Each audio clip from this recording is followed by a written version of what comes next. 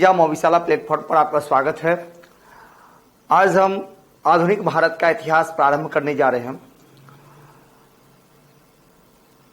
जिसमें आज हम लोग पढ़ेंगे कि भारत में ब्रिटिश शासन की स्थापना कैसे होती है, ब्रिटिश शासन की स्थापना के लिए कौन कौन से अनुकूल परिस्थितियां थी और अंग्रेजों का जो भारत में विजय होता है उसके लिए उत्तरदायी कारक क्या थे, उसके पीछे क्या रिस्पॉन्सिबल फैक्टर्स था, यानी कि उसके संबंध में जो थॉट्स हैं, विचार्स हैं, इन सारी बातों पर आज हम लोग डिस्कस करने जा रहे हैं।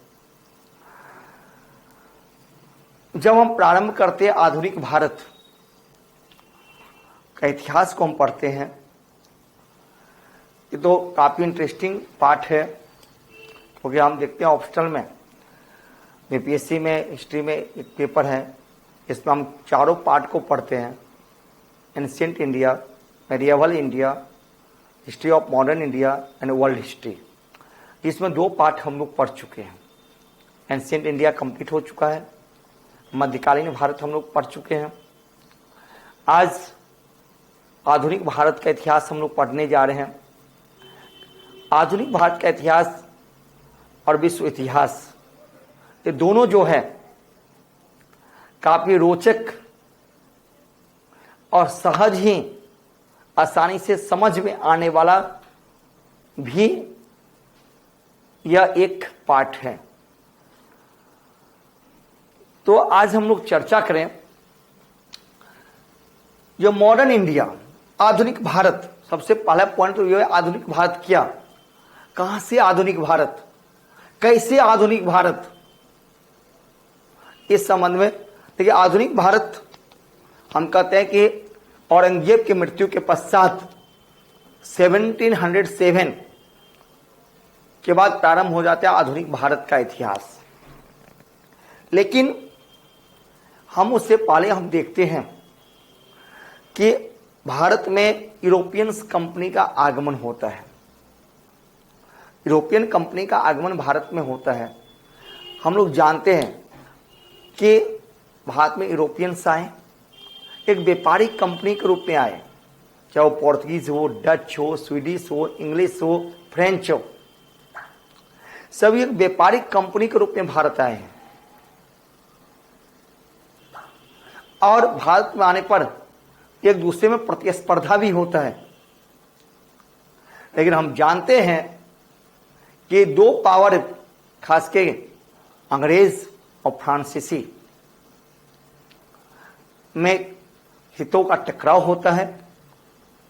वह हितों का टकराव का कारण था राजनीतिक उद्देश्य, और जिसके परिणाम स्वरूप उस टकराव में युद्ध होता है जो कहलाता है बैटल ऑफ कर्नाटक, यानी कर्नाटक युद्ध के नाम से हम लोग जानते हैं, जिसमें अंतिम रूप से अंग्रेजों को सफलता प्राप्त होती है और भारत में अंग्रेज रहते हैं।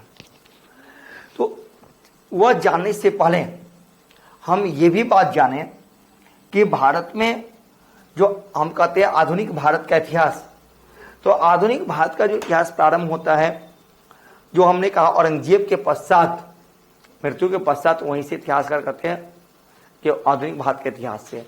लेकिन वास्तव में तो यही है, जो ब्रिटिश रूल एस्टैब्लिशमेंट होता है वह बैटल ऑफ प्लासी का युद्ध जो है वहां से। लेकिन हम ये बात जाने कि जो हम हिस्ट्री ऑफ मॉडर्न इंडिया कहते हैं, हिस्ट्री ऑफ मॉडर्न इंडिया कहते हैं, तो क्यों? क्योंकि हम एक बात जानते हैं कि इटली में, थोड़ा यूरोप की ओर चले, इटली से पुनर्जागरण की शुरुआत होती है। पुनर्जागरण जिसको हम लोग कहते हैं रीबर्थ, पुनर्जागरण का प्रारंभ इटली से प्रारंभ होता है।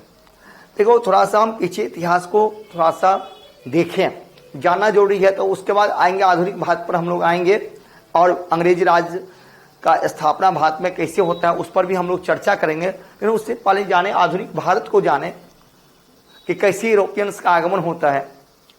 तो अब पीछे ब्रीफ में मैं कुछ समझा देता हूं, बैकग्राउंड को समझा देता हूं, वो जानना अनिवार्य है। वो आपका क्लियर होगा तो डेफिनेटली आप अच्छे तरीके से मुख्य परीक्षा को लिख पाओगे। मुख्य परीक्षा को लिखने के लिए, खासकर ऑप्शनल पेपर को लिखने के लिए थोड़ा उस वस्तु स्थिति को जानना हमारे लिए काफी अनिवार्य सा हो जाता है। तब हम एक दूसरे से वहां पर लिंक कर पाते हैं, नहीं तो लिंक करना बहुत सारा मुश्किल होगा हमारे लिए।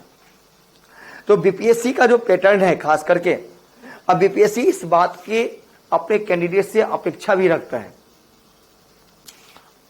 तो हम देखते हैं यहां पर कि आधुनिक भारत के इतिहास में हम देखते हैं कि जब यहां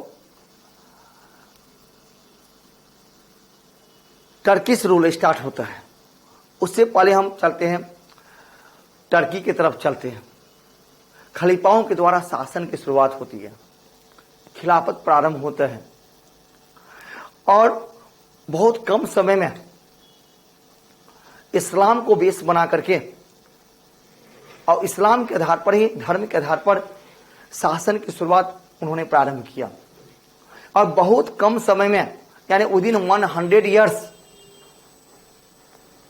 इस्लाम का काफी स्प्रेड हुआ, बहुत जगह इस्लाम फैला और धर्म के आधार पर अपनी शासन के विस्तार करते हुए जा रहे थे। उसी क्रम में हम देखते हैं समय है 1453 ईस्वी का, 1453, 1453 ईस्वी में ये टर्की, इसका आक्रमण great Roman empire, great Roman साम्राज्य की पूर्वी भाग, पूर्वी राजधानी जिसको बोलते हैं कस्तुतुनिया पर होता है, कॉन्स्टेंटिनोपल पर होता है। और कस्तुतुनिया जो है इस समय एजुकेशन का, शिक्षा का बहुत बड़ा हब था, शिक्षा का बहुत बड़ा केंद्र था। यहां पर बड़े बड़े विद्वान, साइंटिस्ट, लेखक यहां पर कस्तुतुनिया में थे। जब ये टर्की का इन्वेड 1453 में यहां पर होता है, 1453 ईस्वी में होता है, तो ये जो कस्तुतुनिया जो एक एजुकेशनल हब था, जहां पर साइंटिस्ट हैं, जहां पर इंटेलेक्चुअल क्लासेस काफी हैं, वह यहां से निकल गए और ग्रेट रोमन एम्पायर के पश्चिमी क्षेत्र वह पहुंच गए, इटली पहुंच गए। ये यहां से यहां आ गया। इससे क्या होता है, ग्रेट रोमन एम्पायर का डिक्लाइन हो गया, पतन हो जाता है और इटली से, यहीं से प्रारंभ होता है पुनर्जागरण। अब देखिए, एक तो ये बात हुआ, दूसरी बात पुनर्जागरण क्यों, एक बात यहां पर यह भी था कि सामंत, फ्यूडल सिस्टम, सामंतों का शासन व्यवस्था थी और चर्च के द्वारा, पोप के द्वारा इनको गाइडलाइन मिलता था। पोप एक, हम लोग जानते हैं, एक धार्मिक व्यक्ति है और उनको वह गाइडलाइन किसको करते थे, सामंत को करते थे। और इन सामंतों में, यानी सामंती शासन व्यवस्थाओं में ह्यूमनिज्म नहीं था, मानवता इनमें नहीं था। ये न्यू टेक्नोलॉजी को एडॉप्ट नहीं करना चाह रहे थे, ये जन कल्याण के लिए, मानवीय कल्याण के लिए बात नहीं करते थे। इससे क्या हो गया था, आम जनता काफी परेशान थी। यहां पर पुनर्जागरण, रीबर्थ है, क्यों नाम दिया गया वो मैं बता रहा हूं, लेकिन मैं थोड़ा डिटेल में नहीं अभी, क्योंकि हमारा लिंक आधुनिक भारत से है, मैं वहां जोड़ना चाह रहा हूं, इसलिए थोड़ा मैं समझा रहा हूं, यूरोप ले जाकर के फिर वापस हम इंडिया पहुंच जाते हैं। तो यहां पर देखते हैं इन सामंतों में, ये जो फ्यूडल सिस्टम था, इन फ्यूडल्स में, सामंतों में मानवता बिल्कुल नहीं था। ये न्यू टेक्नोलॉजी को अडॉप्ट नहीं कर रहे थे, ये जन कल्याण की बात नहीं करते थे। आम आदमी का एक्सप्लॉयटेशन हो रहा था, शोषण काफी हो रहा था, आम जनता इससे परेशान थे। तो यहीं से जब ये लोग यहां से यहां पहुंचते हैं और इटली जब एजुकेशनल हब बनता है, तो इन लोगों का बहुत बड़ा योगदान है रिवर्थ में, पुनर्जागरण में। इन लेखकों का, पत्रकारों का, न्यूज़पेपर्स का, मैगजीन्स का, पेंटिंग का, चित्रकला का बहुत बड़ा योगदान होता है। लोग यहीं से अवेयर होते हैं और प्रारंभ हो जाता है पुनर्जागरण और रिबर्थ। ये पुनर्जागरण इटली से प्रारंभ होते हुए ये स्प्रेड करता है अदर यूरोपियन कंट्री में। अदर यूरोपियन कंट्री में ये स्प्रेड हुआ, ये फैला, ठीक है। अन्य यूरोपियन देशों में फैला, ब्रिटेन पहुंचा, स्पेन पहुंचा, पुर्तगाल पहुंचा, एक्सेट्रा अदर यूरोपियन कंट्री में पहुंचा। जब पहुंचा तो यहां पर भी अपने अपने विकास के लिए प्रतिस्पर्धा प्रारंभ होता है, यानी कंपटीशन प्रारंभ होता है। नए भौगोलिक खोजें प्रारंभ होती है, नई कॉलोनीज की खोजें प्रारंभ होती है, नया उपनिवेश खोजना प्रारंभ करते हैं। तो इसलिए हम ये भी कहते हैं ये जो रिबर्थ हुआ इसका दो उद्देश्य था, एक नई भौगोलिक खोजें करना,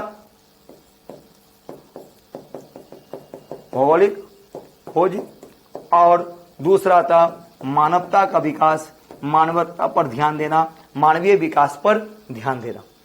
और इन्हीं सब बातों को ध्यान में रखते हुए काम स्टार्ट हुआ। नए भौगोलिक क्षेत्रों की खोज प्रारंभ हुई, नए उपनिवेशों की खोज प्रारंभ हुई, क्योंकि यहां पर जगह कम था तो नए उपनिवेश खोजना चाह रहे थे, जगह खोजना चाह रहे थे।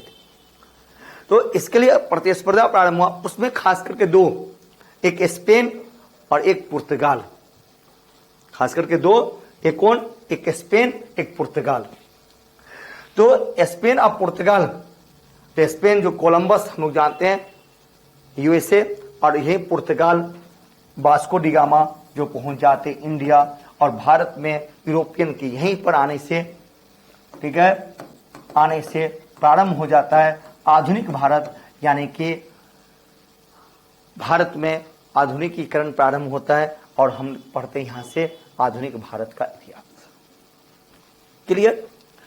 आगे बात हम ये भी देखें कि मॉडर्न इंडिया की हम बात करते हैं, हिस्ट्री ऑफ मॉडर्न इंडिया की हम बात करते हैं। तो यानी कि Europeans, advent of Europeans, advent of Europeans, Europeans के आगमन से ही प्रारंभ हो जाता है हम आधुनिक भारत।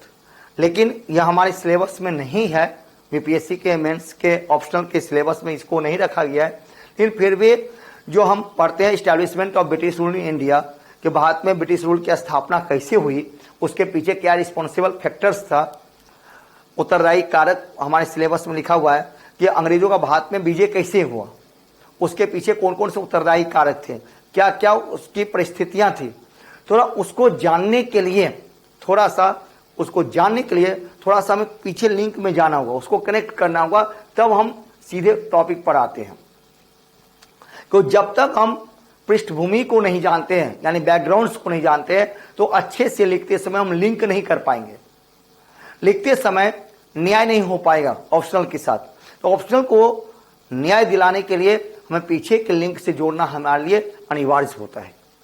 यही मैं बेटा यहां पर बता रहा हूं कि यूरोपियंस आते हैं, खास करके हम देखते हैं पोर्तुगीज भी हैं, डच भी हैं, ठीक है, इंग्लिश भी है, फ्रेंच भी है, स्वीडिश भी है, एक्सेट्रा। और ये जितने भी यूरोपियंस आते हैं यह एज ए इनिशियल पीरियड में एज ए ट्रेडर्स के रूप में आते हैं, एक मर्चेंट्स के रूप में आते हैं, व्यापारी के रूप में वह इंडिया पहुंचते हैं।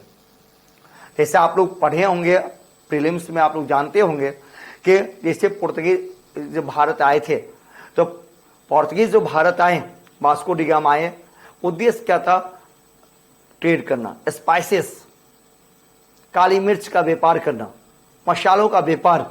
अब बहुत कम समय में उन्होंने बहुत अच्छा मुनाफा कमाया। फिर उसके बाद जो अन्य कंपनी आए, चाहे वो डच आए, उनका भी उद्देश्य था भारत के साथ व्यापार करना, इंग्लिश भी आए तो उनका भी उद्देश्य वही था, और फ्रेंच भी आए तो उनका भी उद्देश्य वही था, स्वीडिश भी आए तो उनका उद्देश्य यही था। एज ए ट्रेडर्स के रूप में, व्यापारिक कंपनी के रूप में ये लोग भारत आते हैं। और भारत जब आते हैं तो व्यापारिक प्रतिस्पर्धाएं प्रारंभ होती है। वह स्पर्धा सभी को एक दूसरे के साथ होता है, लेकिन अंत में दो पावर्स के बीच यानी दो शक्तियों के बीच बहुत बड़ा स्पर्धा होता है, जो कि वो दो पावर कौन है, वो भारत में दो पावर हैं, इंग्लिश यानी अंग्रेज एंड दूसरा पावर कौन है, फ्रेंच। इसका ये दो जो पावर्स हैं इंडिया में, यूरोपियन पावर्स हैं, इन दो पावर्स के बीच लास्ट में आकर के क्या होता है, काफी स्ट्रगल होता है सुपरमेसी एस्टैब्लिश करने के लिए। उसका कारण ये था कि जो कंपनी एज ए ट्रेडर्स के रूप में इंडिया आए थे, उनका एकमात्र ऑब्जेक्टिविटी था भारत में आकर के व्यापार करना, वो आप राजनीति के बारे में सोचने लगे। तो जिसके कारण दो पे स्पर्धा होता है, इंग्लिश और फ्रेंच, और इसी को बैटल ऑफ कर्नाटक, यानी इसी को हिंदी में हम लोग कहते हैं कर्नाटक युद्ध के नाम से जाना जाता है, जो कि अंग्रेज और फ्रांसीसियों के बीच हुआ, जिसमें फाइनली इंग्लिश सफलता प्राप्त करते हैं, फ्रेंच की हार हो जाती है, अब भारत में अंग्रेज होते हैं। तो ये तो मैं एक संक्षिप्त में ब्रीफ में यहां बताया हूं, क्योंकि ये मुख्य परीक्षा का ये पार्ट नहीं है। लेकिन अंग्रेजों का भारत में विजय और ब्रिटिश शासन की स्थापना, उसके उत्तरदायी कारक जो मेंस में ऑप्शनल में जोड़ा गया है, तो वह है हमारे लिए, तो उसको जानने के लिए थोड़ा सा ये जानना हमारे लिए अनिवार्य होता है। अब हम आगे आए कि अंग्रेजों का भारत में विजय कैसे हो गया, ठीक है, कैसे हो गया, इसके संबंध में कौन कौन से विचार हैं, कौन कौन से मते आए हैं। तो यानी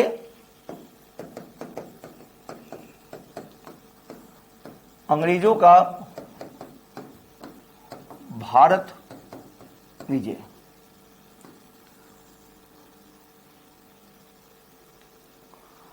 एकाएक कोई भी विजय प्राप्त नहीं कर सकता है, उसके पीछे बहुत सारी परिस्थितियां होती है, खास करके अनुकूल परिस्थितियां। यदि वह अनुकूल परिस्थितियां हो तो सफलता प्राप्त किया जा सकता है। वही अनुकूल परिस्थितियां भारत में ब्रिटिशर्स के साथ भी था। अब देखो, जैसे कि अंग्रेजों का भारत विजय के संबंध में खास करके दो मते हैं, दो विचारधाराएं हैं। अब टू द पॉइंट मैं अपने सिलेबस पर आ गया हूं, ध्यान रखना। अब मैं अपने सिलेबस पर आया हूं, जो हमारे हिस्ट्री ऑप्शनल बीपीएससी में इंक्लूड है, यही पहला टॉपिक है, यहीं से जोड़ा गया। अब यहां देखते हैं कि इस पे संबंध में दो मते हैं, दो विचार हैं। पहला एक विचार यह कहा गया है कि यह विजय आकस्मिक निरुद्देश्य था। कहा गया कि अंग्रेजों का यह विजय आकस्मिक एवं निरुद्देश्य था। दूसरे मत कहते हैं, इसमें कहता है क्या, ठीक है, अंग्रेजों द्वारा एक निश्चित एवं सुनियोजित योजना के तहत,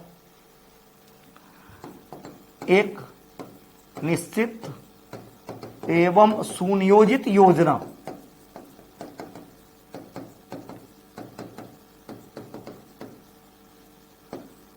के तहत भारत विजय किया गया।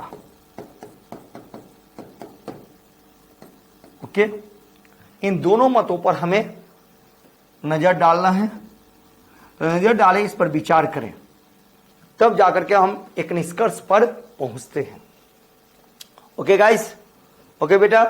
अब देखो, अब पहला जो तर्क है, पहला तर्क ये हो गया, दूसरा तर्क ये है, ठीक है।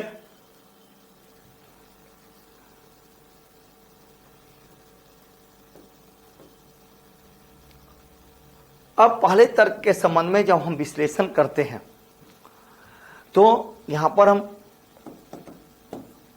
तर्क दें इस संबंध में, तो ईस्ट इंडिया कंपनी एक व्यापारिक कंपनी थी, इतना तो हम लोग जानते हैं। ऐसा अभी हमने चर्चा भी किया कि ईस्ट इंडिया कंपनी एक व्यापारिक कंपनी थी, जो राजनीतिक महत्वाकांक्षा से दूर थी। इसका एकमात्र उद्देश्य भारत में व्यापार करना था। संयोगवश ये राजनीति में परिवर्तित हो गए, यानी राजनीति करने को बाध्य हुए।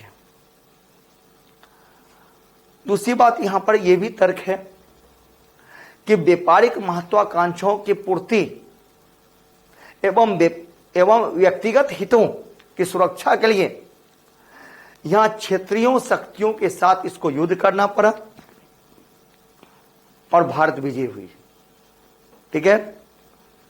अब दूसरा जो मत है, कहा गया कि एक निश्चित एवं सुनियोजित योजना के तहत अंग्रेजों ने भारत पर विजय प्राप्त किया। देखो, इस संबंध में जो हम तर्क देते हैं, इस संबंध में जो बेटा हमारा तर्क है, देखिए अंग्रेज एक निश्चित योजना के तहत भारत का अधिग्रहण किया एवं व्यापारिक कंपनी का गठन कर भारत में प्रवेश किया। क्या कहा दूसरे में, एक निश्चित योजना के अंतर्गत भारत का अधिग्रहण किया और एक व्यापारिक कंपनी का ग्रहण कर भारत में प्रवेश किया। कूटनीति के बल पर, इसमें तर्क है कि कूटनीति के बल पर राजनीतिक अधिकारों में बढ़ोतरी की, आक्रामक नीतियों से भारतीय राज्यों का अधिग्रहण करते हुए गया और भारत पर अपनी राज्य स्थापित कर दिया। ठीक है, दोनों तर्क। अब हम इन दोनों तर्कों का यदि विश्लेषण करें तो हम क्या पाते हैं। अब इनका जब हम दोनों तर्कों का विश्लेषण करते हैं तो हम क्या पाते हैं। यहां पर देखिए, दोनों विचार वास्तव में तर्कपूर्ण बिल्कुल नहीं है। विश्लेषण करने पर यह निष्कर्ष सामने आता है कि दोनों विचार जो हैं तर्कपूर्ण नहीं है, बिल्कुल नहीं है। ठीक है, तो कि पहला तर्क कहता है कि राजनीतिक महत्वाकांक्षा से दूर था, उद्देश्य व्यापार था, संयोगवश राजनीति करने के लिए बाध्य हो गए, अपनी व्यक्तिगत पूर्ति के लिए क्षत्रिय शक्ति के साथ युद्ध करते हुए चले गए और भारत का अधिग्रहण कर लिया। दूसरा कहता है क्या कि निश्चित योजना के अंतर्गत अधिग्रहण किया और व्यापारिक कंपनी बना करके भारत में प्रवेश किए और कूटनीति के बल पर आर्थिक बढ़ोतरी की और भारत का अधिग्रहण करते हुए चले गए। तो इन दोनों में मैंने क्या कहा कि दोनों के विचार तर्कपूर्ण नहीं है।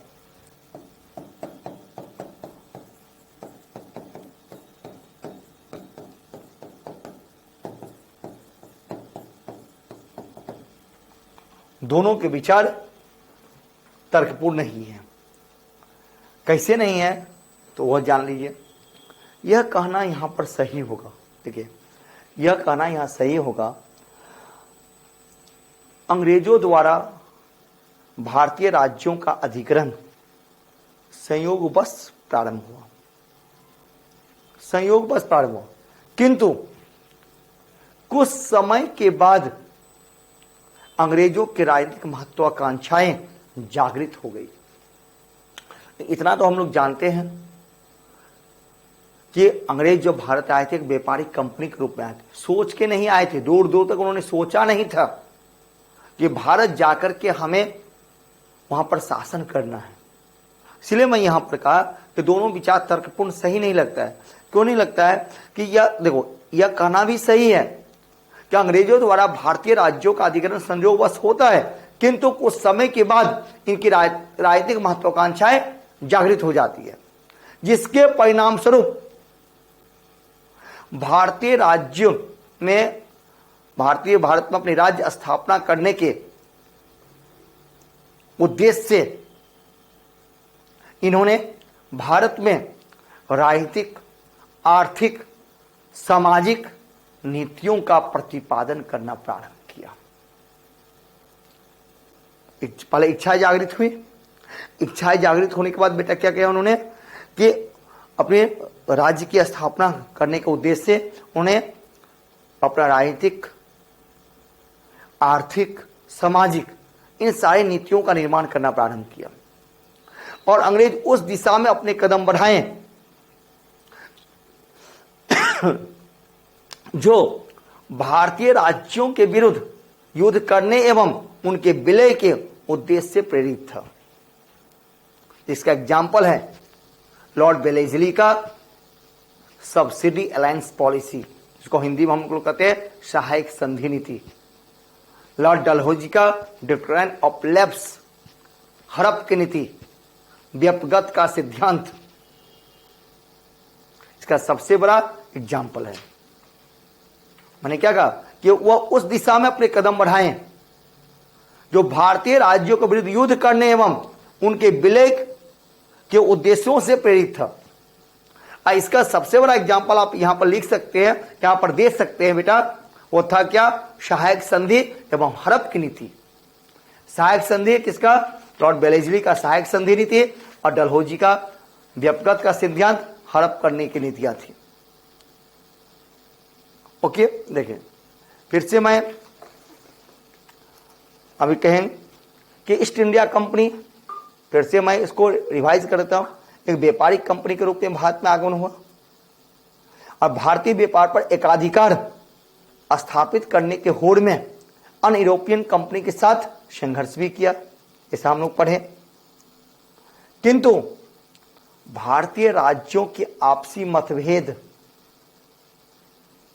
और षड्यंत्रों ने ईस्ट इंडिया कंपनी को अन्य यूरोपियन कंपनी से ऊपर वर्चस्व स्थापित करने का भरपूर मौका दिया। समझ गए? ठीक है, यानी मैंने क्या कहा, ध्यान रखना इस बात को कि भारतीय राज्यों के आपसी मतभेद एवं आपसी कंस्पेरेसी ने ईस्ट इंडिया कंपनी को अन्य यूरोपियन कंपनी के ऊपर वर्चस्व स्थापित करने में भरपूर अवसर प्रदान कर दिया।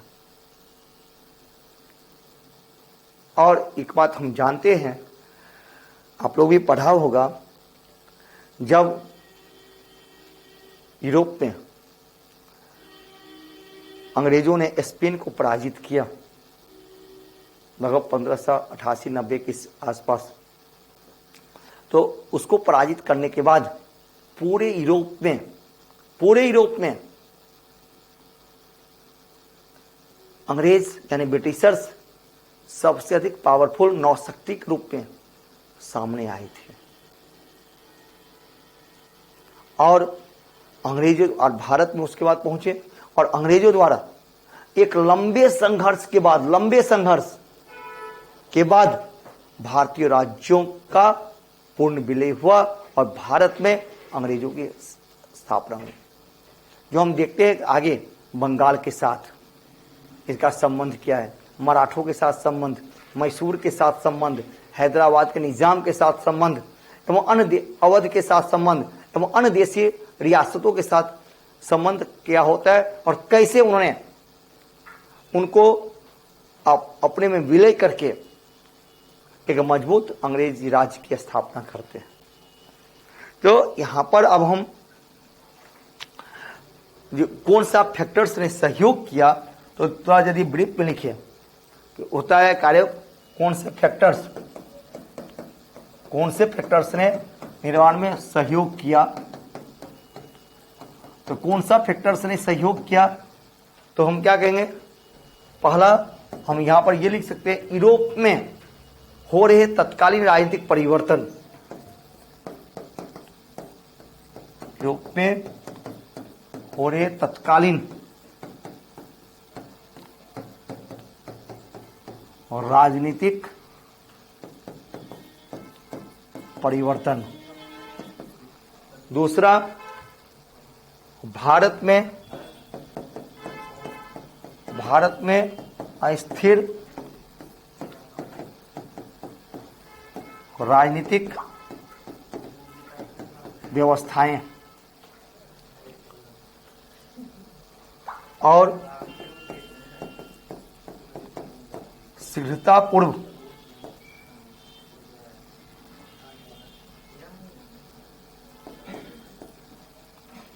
लाभ अर्जित करने की आकांक्षाएं।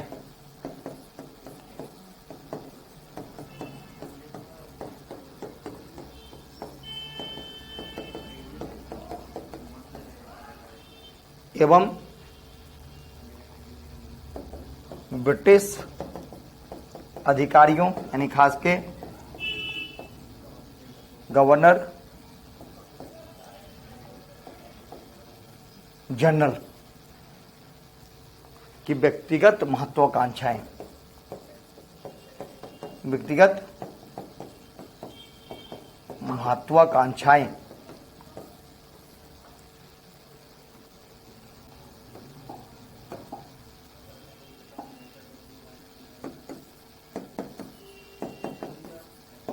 चार इंपॉर्टेंट जो फैक्टर्स है जो सहयोग किया अंग्रेजों के भारत में विजय के, चार ये फैक्टर्स ने सहयोग किया। पहला, यूरोप में हो रहे तत्कालीन राजनीतिक परिवर्तन, भारत में अस्थिर राजनीतिक व्यवस्थाएं, शीघ्रतापूर्वक लाभ अर्जित करने की आकांक्षाएं और ब्रिटिश गवर्नर जनरल के व्यक्तिगत महत्वाकांक्षाएं। ठीक है, इसी के बाद तो हम लोग पढ़ेंगे आगे कि बंगाल का अधिग्रहण किया, फिर हम देखते हैं उससे पहले मद्रास का किया था, हम देखते हैं मराठा का, मैसूर का किया, मराठों का किया, हैदराबाद के निजाम का किया, सारे करें। अब जो यहां पर एक प्रश्न हमारे सामने आता है जो जानना यहां अपेक्षित है कि स्थापना की अनुकूल परिस्थितियां, ठीक है, कहता है ब्रिटिश राज की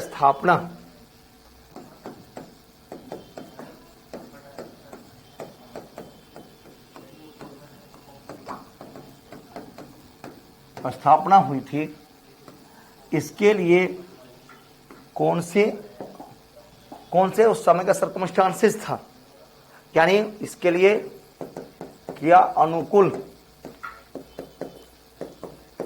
परिस्थितियां थी। थोड़ा इन बिंदुओं पर भी हम लोग चर्चा करें, तब हम लोग आएंगे उत्तरदायी कारक कौन था। सभी उसी का है, लेकिन सारा आपको लिखना पड़ेगा। जैसे मैं स्टार्टिंग में बता रहा हूं, आपको ब्रीफ में, इंट्रो में सारा बताना होगा, उसके बाद आप उसके रिस्पॉन्सिबल फैक्टर्स के पर हम जाएंगे। अब सबसे पहला पॉइंट यहां पर हमारे सामने आता है कि मुगल एम्पायर का डिक्लाइन, यानी मुगल साम्राज्य का जो डिक्लाइन हुआ, पतन हुआ,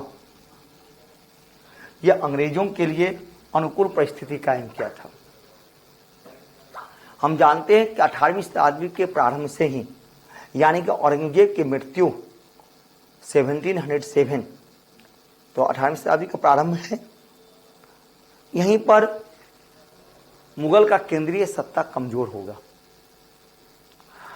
क्योंकि औरंगजेब की मृत्यु के बाद उसके जो सक्सेसर थे, यानी उत्तराधिकारी थे, जो काफी अयोग्य थे, उनमें वो क्षमताएं नहीं था कि इतने बड़े मुगल एम्पायर को हम संभाल सके।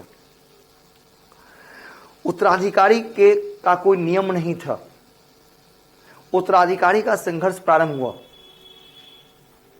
और अपने अपने वर्चस्व स्थापित करने के लिए आपस में संघर्ष प्रारंभ हुआ। मुगल दरबार, मुगल कोर्ट्स अनेक ग्रुप में डिवाइड हो गया, एक हिंदुस्तानी, ईरानी, और उस हिंदुस्तानी गुट में सबसे प्रभावशाली हुए सैयद ब्रदर्स, इनको किंग मेकर कहा जाता है। तो इस समय क्या हुआ कि मुगल कोर्ट जो था, यानी मुगल दरबार जो था, कंस्पायरेसी का बहुत बड़ा अड्डा बन गया। तो इनका ध्यान पूर्ण रूप से शासन व्यवस्था पर नहीं रहा, शासन व्यवस्था से ये डाइवर्ट हो चुके थे, ये आपसी संघर्ष में उलझ चुके थे, इनका राज्यों पर नियंत्रण बिल्कुल नहीं रहा, और जिसके परिणाम स्वरूप ये होता है कि बहुत सारे राज्य धीरे धीरे मुगल से स्वतंत्र होते हुए गए और स्वतंत्र राज्य की स्थापना